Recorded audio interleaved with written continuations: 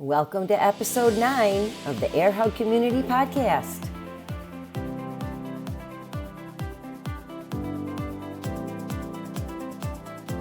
You're listening to the Air Hug Community Podcast. I'm your host, Judy Arizosa, and on this podcast, I bring you conversations and stories from guests and myself that inspire us to thrive on a higher level.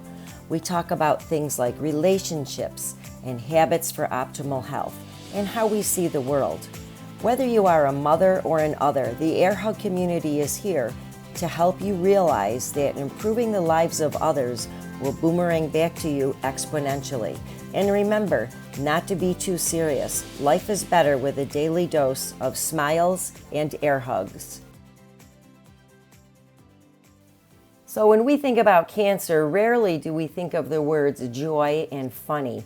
But our guest today explains why taking on an attitude of having a sense of humor and finding joy are exactly what turned her not into just a survivor, but a thriver. I am so excited today to talk to our guest today. This is going to be one of the most uplifting and amazing chats. I can just feel it.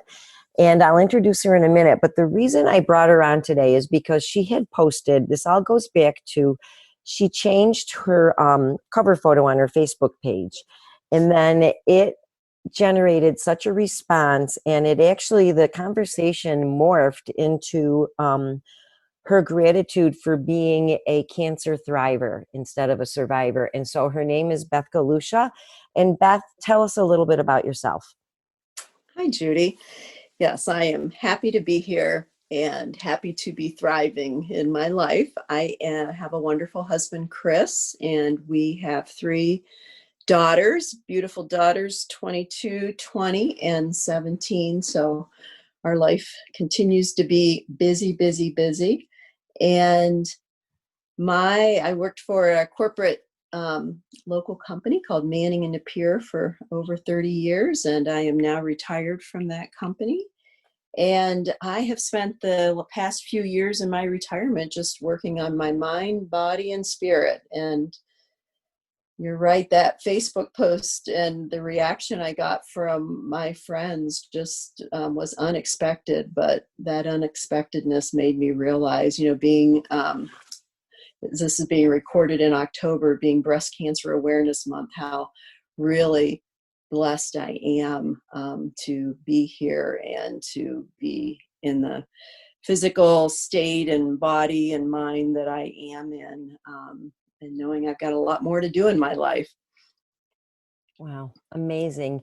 I'd love to back up a little bit and go right back to the beginning and ask you, what was your initial thought when you received your diagnosis? Well, my initial thought was, I don't have time for this.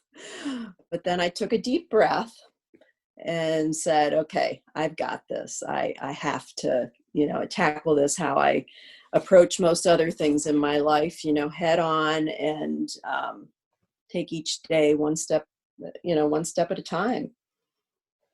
Amazing. Yeah. Wow. To be able to adopt that mindset so early amazes me, because obviously we know we should do that, but to actually do that and walk the walk, it blows my mind away.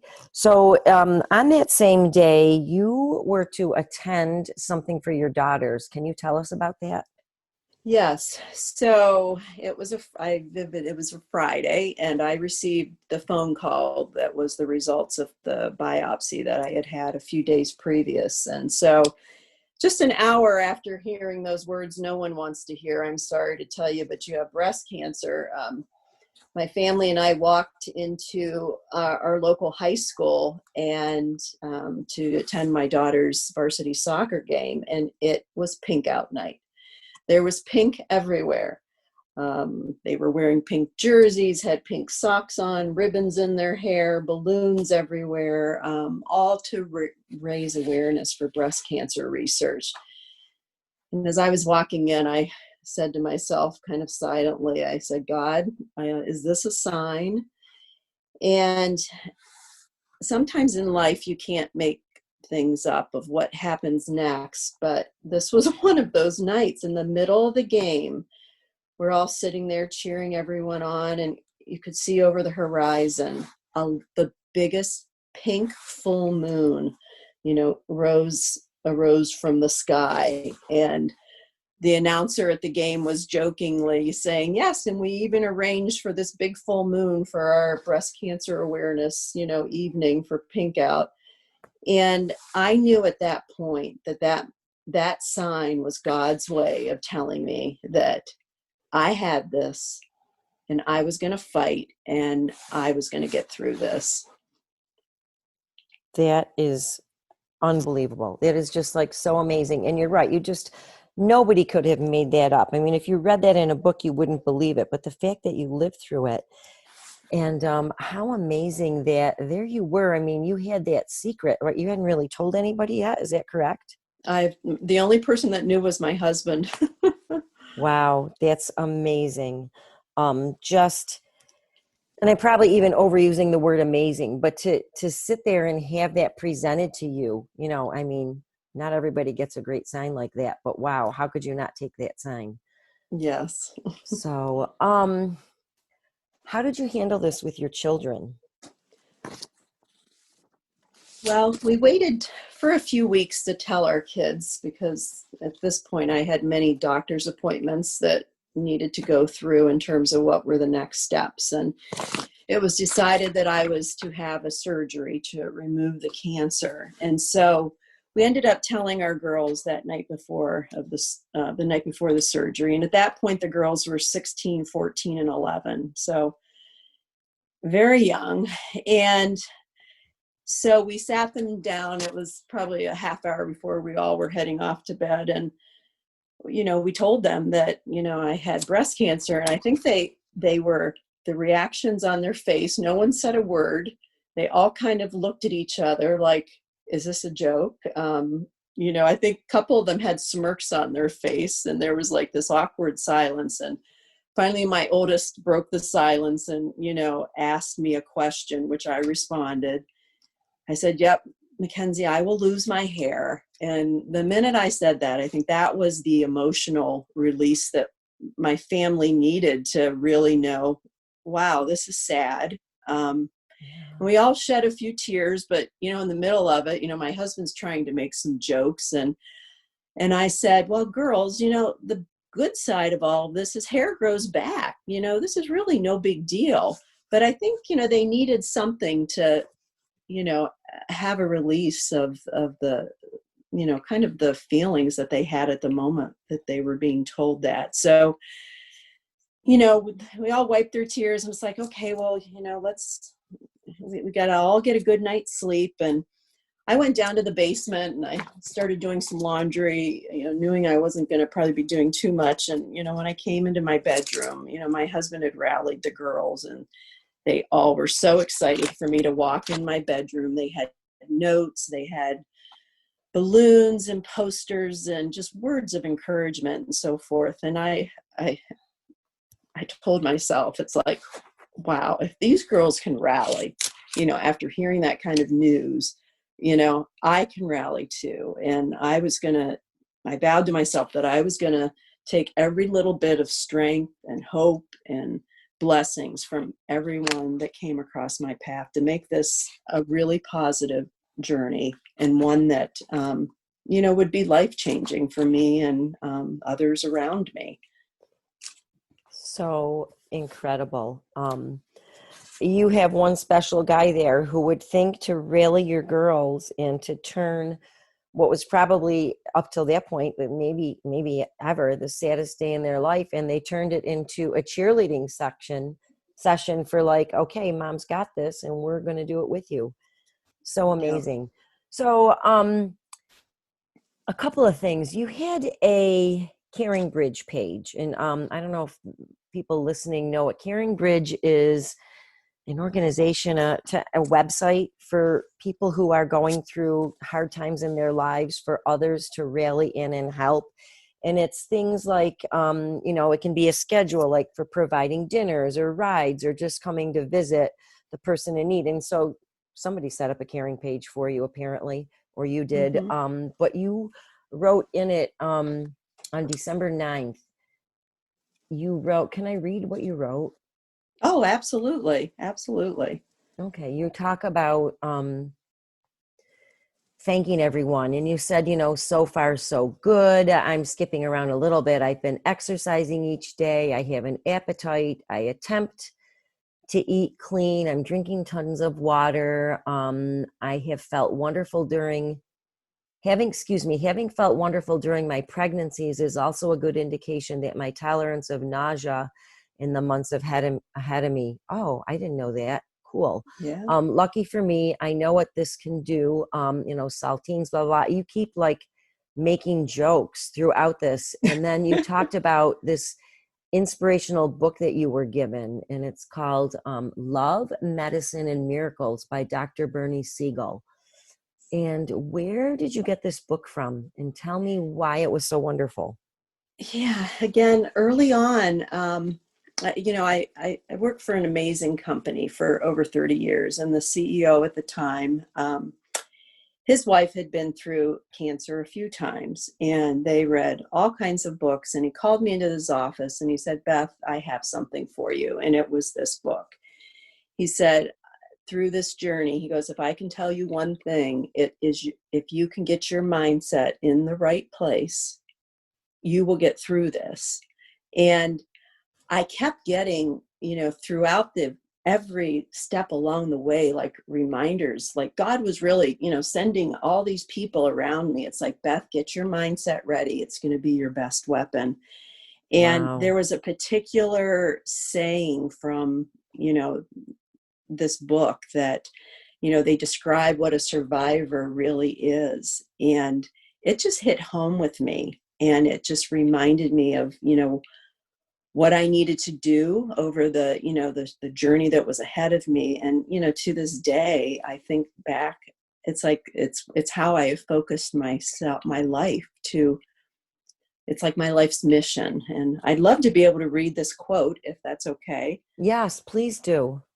So it says, being a survivor doesn't mean being strong.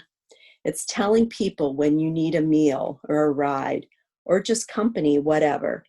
It's paying attention to your heart wisdom, your feelings, not living a role, but having a unique, authentic life, having something to contribute, and finding time to love and laugh. All of these things are qualities of a survivor. Wow. So, and you did put that in that passage on the caring page, and then you followed it up. Can I read with what you followed it up with? Oh, oh, certainly, certainly. Unless you want, I don't know. I can do it. Yeah, I'm staring at it. You say, boy, did that hit home. So many of you remind me of this daily, and I thank you. I am so blessed, and I thank God daily for all the wonderful blessing of your friendship and love. That's amazing. And you talk a lot about having fun. yeah, So, and just, most people don't put the word fun and cancer together, but I mean, you were amazing. I mean, in this book and just the way that you opened your eyes. You had clearly a growth mindset to be able to open your eyes to the pink moon and the fact that your boss very kindly was giving you, a resource that would actually help you. It turns out it was probably a huge resource, it sounds like, from you. absolutely. You know, just another an example.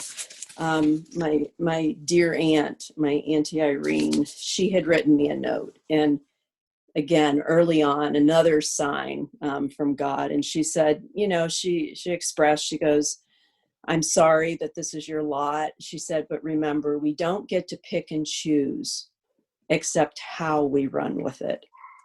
And that is really the key in life.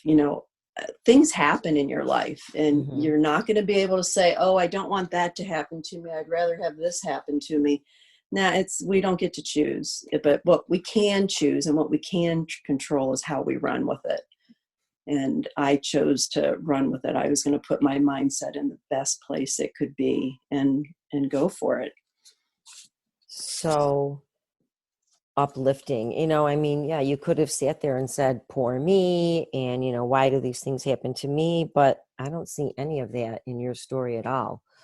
And how sweet of your aunt to have that perspective and to use that as her way to comfort you. And sometimes I think we don't know what to say, and I think a lot of us, virtually all of us, know someone who has gotten a cancer diagnosis. And so my next question is, because this is so prevalent, what should we know about mothers dealing with cancer, and how can we help them? Yeah, um, I guess the one thing that I would stress is to try and bring out your sense of humor and just kick it up to the highest place that you can. You have to find things that are funny along this journey. Throughout my journey, and one of the things I did in one of my Caring Bridge posts that I did is, obviously you lose your hair. Mm-hmm. It's the thought of it's devastating, but it does grow back.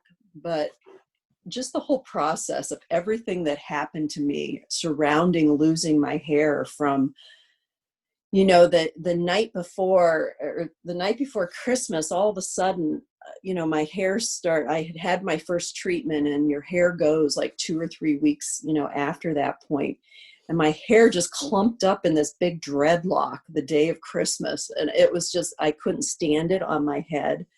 And luckily I had, someone had told me early on to get a wig, and go out there. You can find, like, get the best wig that you can find. And so I did. I found someone that it's actually was from, they make these wigs out of human hair, that everyone donates. And it was just an amazing wig. And, my wig took a life of its own. It had a name. My family, we laughed about it. I took it to my hairdresser so he could style it how I normally do my hair. I carried it in a shoebox that had, from the store Talbot's, some shoes in it. And so he called it Talbot.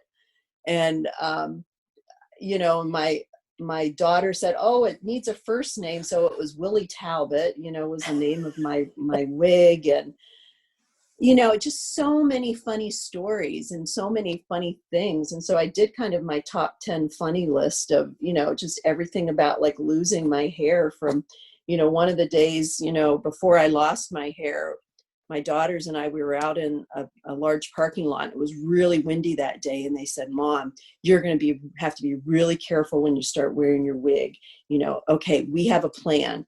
If it happens to fly off, one of the girls said, I'll be the one that, runs and gets it because I can run the fastest. And the other two will cover you up so no one sees, and so we found things to, have fun with it all, instead of, and it also gave us the opportunity to talk about it. Yeah. Because sometimes we all don't like to talk about the icky things, but if you add humor to it, and you can make joke about it, it's a way to let out the tension and let out the stress of it all. So, No, I love that. And I love that you actually had a top 10 funny list. So the wig yes. flying off was part of the top 10. If it flies Oh, off, you had like absolutely. your plan. Absolutely. Absolutely. Do you want to share any more of them? Yeah, well, the last one was pretty touching. How these top 10 lists, you start with like the 10 and 9, 8, 7, and you go to the first, down to the bottom. And so when my husband and I were married, several years ago, people that were at my wedding, my husband had a surprise for me, and he had all the guests, he had passed out lyrics to a song. And I didn't even know the song before I got married, but it was a song called Forever and Ever Amen by Randy Travis. And so he had the whole wedding sing this song to me. Oh my. And so I'm standing there having this song sang to me. And there's lyrics in the song. If you know the song, I'm just going to read a couple of the lyrics, but at the end, it was just so ironic. It talks about, I'm going to love you forever and ever, amen. As long as old men sit and talk about the weather, as long as old women sit and talk about old men, if you wonder how long I'll be faithful, I'll be happy to tell you again, I'm going to love you forever and ever, amen. And then there's a verse that starts, they say that time takes a toll on a body, makes the young girl's brown hair turn gray.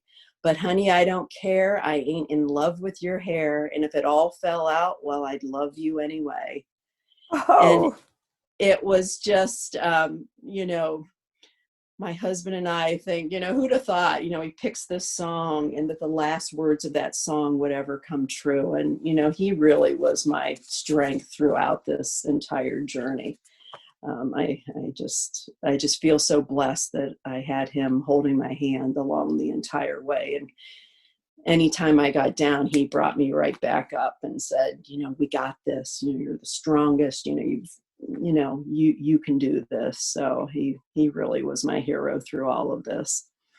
wow. That is just, can you imagine like how I just totally believe in like things in our life happen because they're supposed to happen. Like that song was picked out, that line was there, the pink moon. It's just what I'm seeing is that my interpretation of this is that you are just so open to accepting these, I don't know, maybe they're not miracles, but signs or, gifts that are helping you to come through. And even just the fact that you were like, all right, let's make this funny. And Yeah. you did. Yeah. Just Yeah. so. I was fortunate. I mean, the medical professionals that I encountered throughout this entire journey were just amazing. I had never, until that point, like every appointment began and ended with a hug. The first day I'm walking into the infusion center to have my first chemotherapy patient, there's two of these most amazing nurses that are like welcoming me with their arms open, kind of jokingly fighting against one another. No, she's mine. No, I want her. No, I want her. Like fighting over who was going to get me. And I'm just laughing as, I'm walking in there. And, I used to always say it was anytime people said the words Pluto Cancer Center, I would say, oh my gosh, that's the most wonderful place in the world. And I'd stop and it's like, oh, I'm saying a cancer place is one of the most wonderful things in the world. But it really was. It was an aura, the professionals there, just how the compassion that they would give to, anyone that walked in the door. I still to this day, it's like I just have a huge amount of love and appreciation and respect for the people at the Pluto Cancer Center and the family that, funded and donated a lot of money to make this center a place where you can feel like you can recover and you can laugh, you can cry, and they keep you going. It was amazing. They had all different additional kinds of services like massages and um, um, acupuncture and all kinds of wellness focused efforts that are all funded by dollars and money that people donate to the foundation. And it was just remarkable.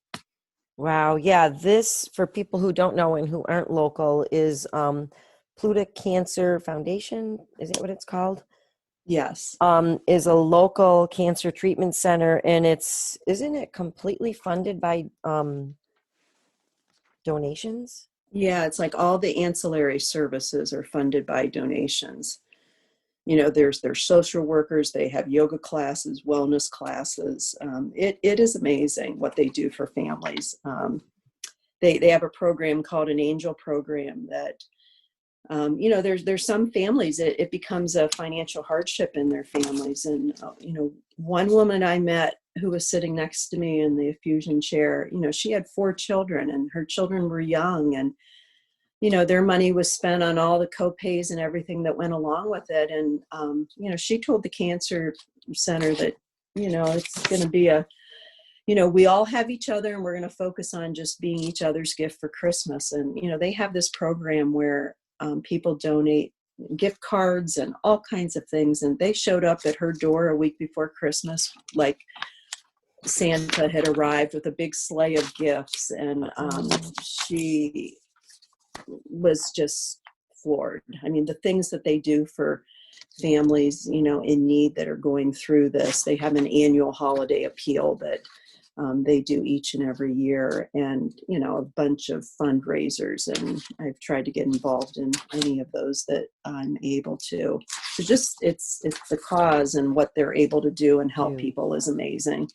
That is just fabulous. How is there a way that any of us who are listening, is it still the Angel program that they use, or for Yeah, their they annual appeal? If you give me the information, can I put it in the show notes? yes, absolutely. You could call the foundation's phone number, which is 585-486-0607, and I can give you this information to put in the notes as well. Okay. Yeah, I'll put it in the notes. So don't worry, people. You don't have to remember that, especially a lot of people might be driving or walking or doing whatever while we're listening. So we'll get that Yeah. information in the show notes for Pluto Cancer Center. That is. So tell us what you're jazzed up about these days. That's my favorite question. And we talked about that word jazzed. So I know it's a great question. I try and live each day. I look for the joy, and anything that could frustrate, I really think, is this really worth getting frustrated over? And when you've been through something like that, and other things in life, that's what life is. Things come up, and it's how you kind of deal with it. But you got to look for the joy and the things that you really enjoy that you do. My husband and my family, they're tops on my list. The summertime is always a joy for me, in terms of, we have fortunate to have a lake house, and we all do this sport called wake surfing behind a boat. And I do it. My husband does it.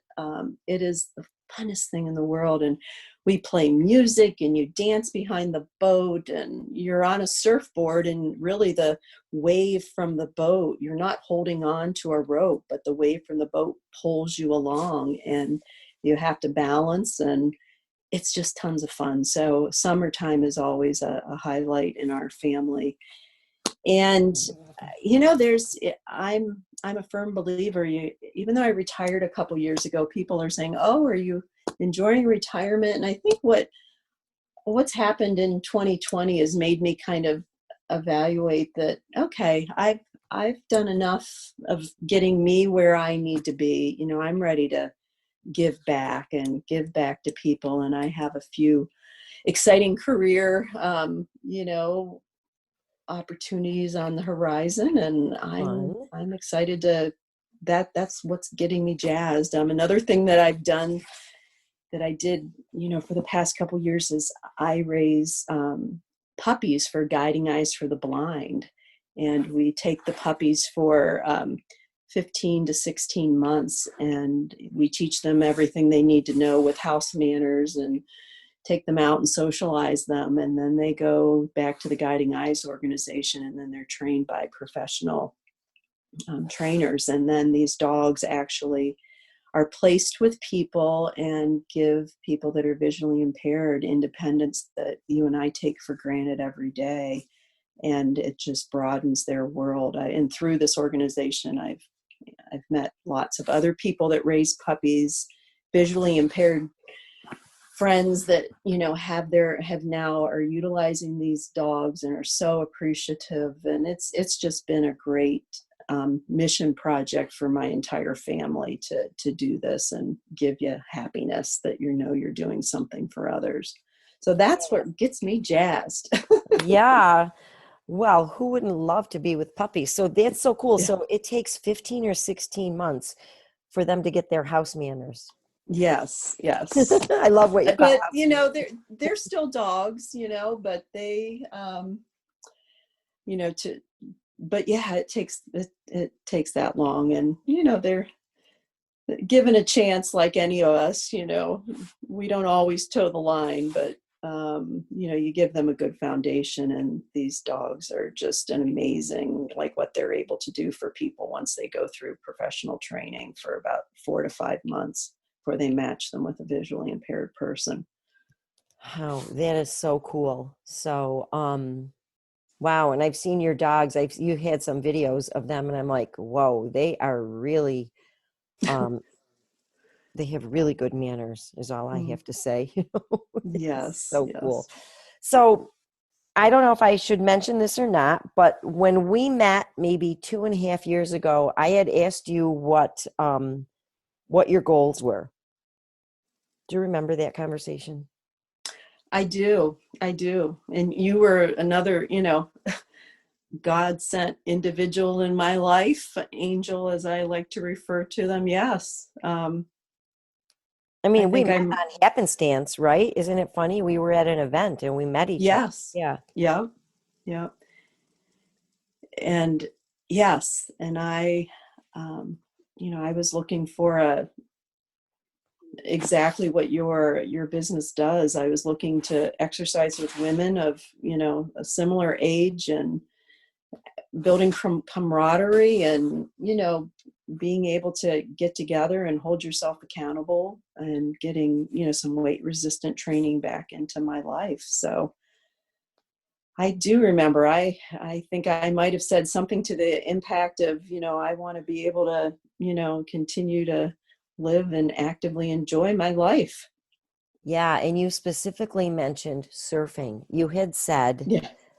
um, and I mean, you had told me that you had gone through breast cancer, but I didn't know any details, and I didn't know like how far out you were or how strong you'd been before, but you had mentioned that you wanted to be able to get up and do the wake surfing easily and get strong to do that. And you have done that.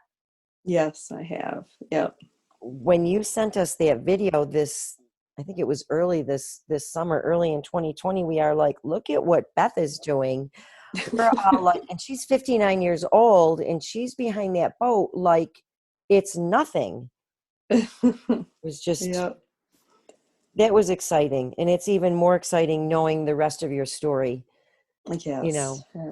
absolutely. It's whatever lot, affliction, whatever the word is that one goes through in your life, there's always the other side, and you can get to that other side if you put your mindset in the right place.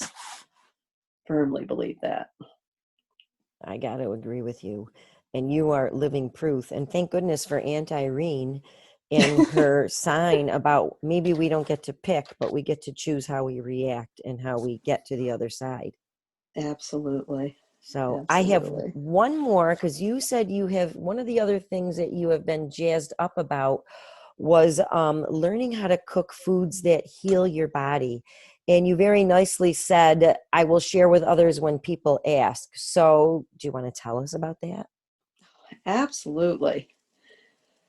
Yes, I have learned,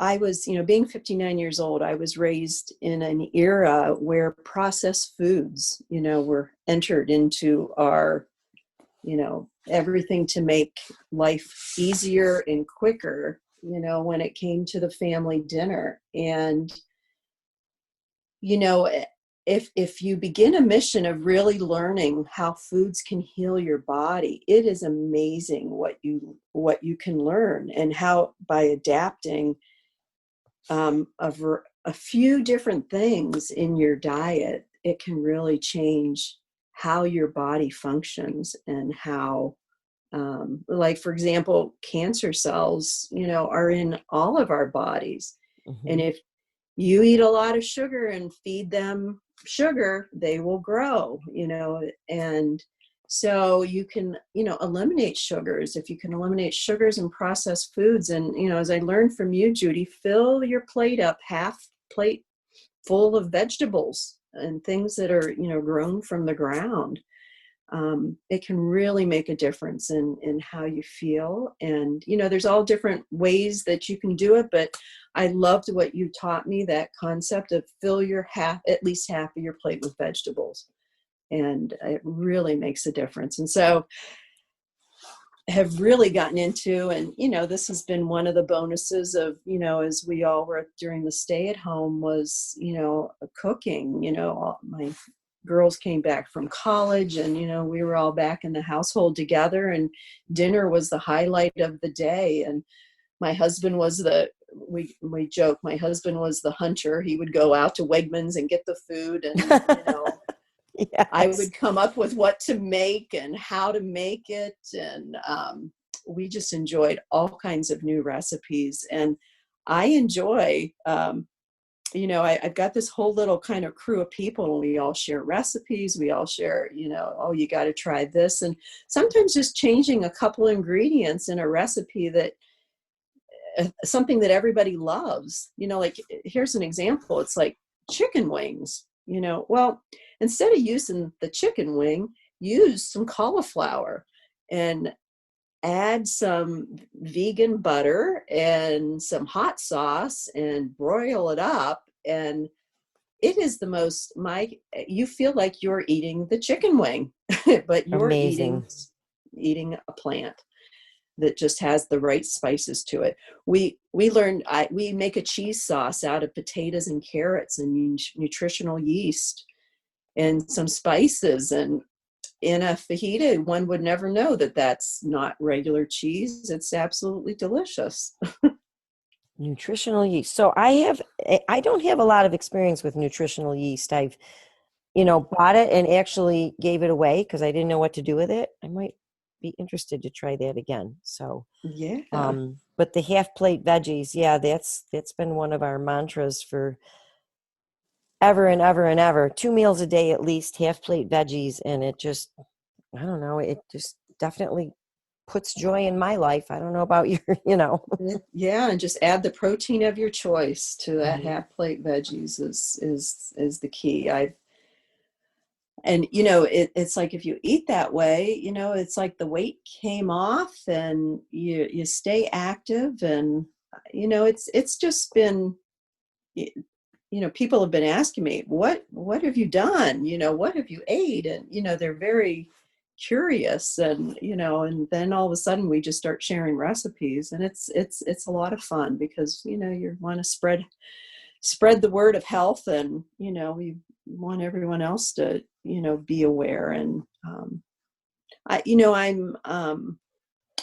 there was a time 5 or 6 years ago when I would ask doctors, what should I do, what should I eat? And just eat what you normally eat. And nowadays, I've been at doctors. My youngest daughter is in a program through high school where she's getting experience through Rochester General Hospital of learning about, and they have programs of, eating more plants and how that will help your body and, can reverse disease. So there's so much awareness that, um, can be made and still can be made to help us all live healthy, happy lives. Yeah, and it's one thing I think most of us, we probably have to have our head under a rock not to have heard this message.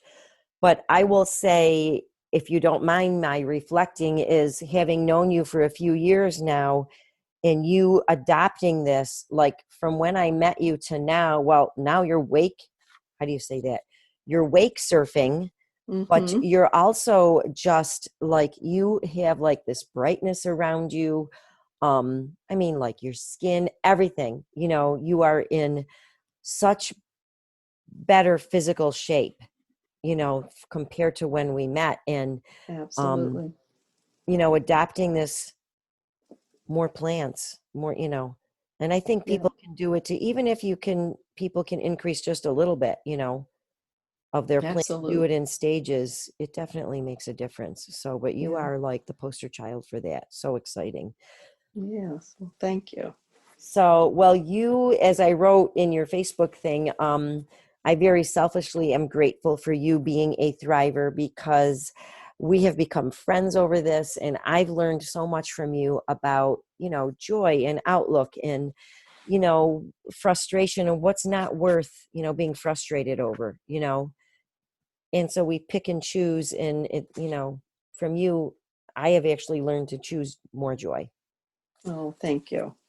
So, Thank you. I feel very blessed to have met you in your life met you in my life. And I think God has a plan and puts people, in our path for a reason. So I appreciate all you've done for me as well. so, and same right back to you. So anyways, gosh, thank you so much. And I will put in the show notes about Pluta Cancer Center. And then do you think if anyone is interested, they might want to know about raising puppies for Guiding Eyes? Oh, absolutely. I can give you information of that as well. All So, right. Yeah, we'll put that in there because someone might be interested, to yes, share their love with a puppy. So, absolutely. yeah, I don't know how you say goodbye to them. You must cry. Yeah. You cry, but your heart gets bigger. and, Oh, and you that's so just, you, sweet. and it's addicting. You want to get another puppy to raise.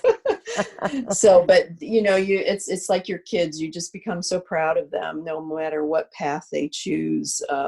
Whether it's being a guide dog, or sometimes they go on to be police dogs or bomb sniffing dogs, or sometimes they become the mommies and daddies to make future guide dogs. It's whatever path they choose. You're just so proud of them. And Oh, the dogs are just treated like, like royalty. They are the most sweetest dogs in the world. I take my dog to Wegmans all the time shopping, and she knows exactly what to do. She can go through that bread section and, doesn't sniff around anything. And, you holy know, Toledo, that's discipline. it is disciplined. And they're just, it's a special organization, and they all love dogs. And these dogs want to please, and most dogs always want to have a job, and when I see what they do for other people, it's just amazing. Yeah, one more source of joy in your life, right? Absolutely. So, well, I want to thank you for coming on and talking about something so personal. I certainly have a better appreciation, I think, of what this journey has been like for you. And I can't say like I know how you feel, but I think when I meet people in the future, I'm going to meet them with more humor and more compassion and more joy. So Yes. thank you Yes. so much. Oh, you are welcome. All right. Well, I think Have a that's going to wrap us up, and we'll talk soon. Okay. Thank you. Bye-bye. Bye bye. Wow, is all I can say to that. If this episode moved you in any way, please do me a favor, take a screenshot, do your friends a favor, take a screenshot and post it up on your social media. And I want to just thank you for listening. Listen, if you have any interest in the Pluta Cancer Center or Guiding Eyes for the Blind, please check out the show notes, and you can find references to both of those posted there. One more thing.